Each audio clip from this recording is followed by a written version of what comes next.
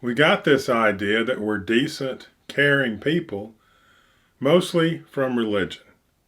And religion was mostly created by people who didn't like the brutality of the world and decided that if we changed ourselves, that we could somehow tamp down the brutality of the world. And that idea got famous because everybody wanted the brutality tamped down, especially back in the day when you were killing your own food daily and when people died just continuously and you froze in the winter, you burned up in the summer. Pain was everywhere, and this idea that somehow by changing ourselves we could lessen the pain was a big seller. That really worked. And it also, what people found, the brutal people who still believed in power and still knew who we were inside, that we were killers and controllers and people out for our own interests, they used that to bring societies together so they could get people to act in concert and just, build pyramids and do unbelievable stuff, because they would get them to believe in this religion and that they were all one and that they were supposed to be good, and they would try to live up to their duty and do the right thing, and they'd come to work on time, and it worked wonderfully to control people.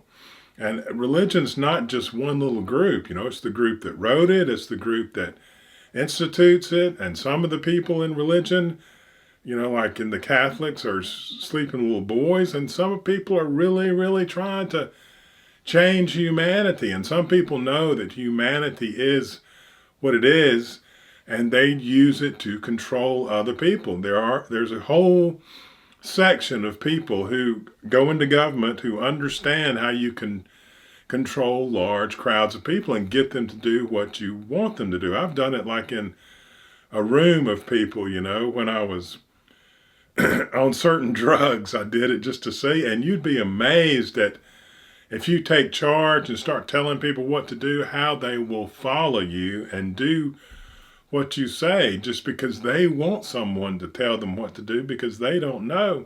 And there are people who figure that out early and use that and go into government and other things and try to get people to enact their own vision. But that is where we got this whole idea that we're good and decent people, is from a story that was written about how we could be good and decent people. And that story, part of what they used it for was to control our passions and the truth of us, which we're murderous. We want sex, especially men will do things sexually that they'll override any other consideration in the world. They get so horny. We love sex unbelievably. Food, there's so many drives that we will just run over anybody for.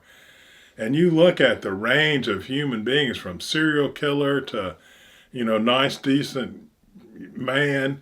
And in the middle, there's all sorts of different levels of brutality and hatred and selfishness. And that is who we really are. It's who the population has always been.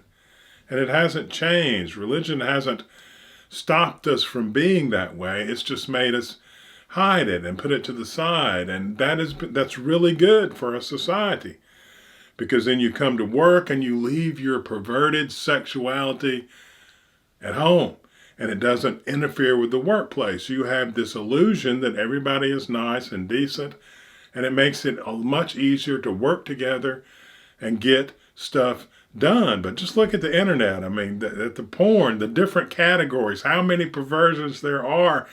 And men are we just look at that stuff, we love it. And that is who we really are. But it's good in the public sphere to pretend like you're not, or to keep it to yourself if you know that you really are, and because it gets in the way of things at work, and then you can build things and do stuff. And then if your perversions aren't, where they don't hurt other people, and you can find other consenting adults to enjoy them with, and you can do that quietly and private. And that's a pretty good situation.